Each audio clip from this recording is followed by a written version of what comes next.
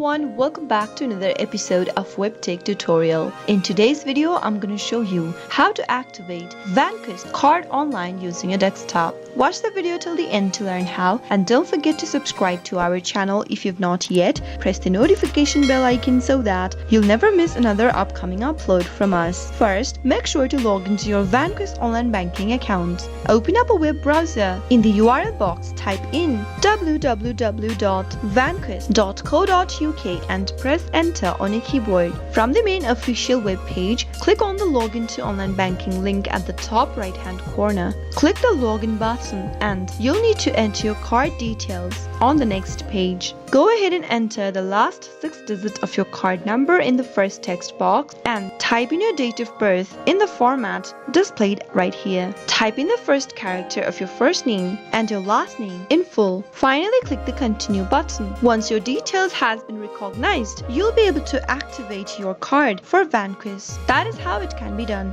I hope you found the video to be helpful. If you did, go ahead and give us a thumbs up. I'll be back soon with more videos like this. Thank you for watching.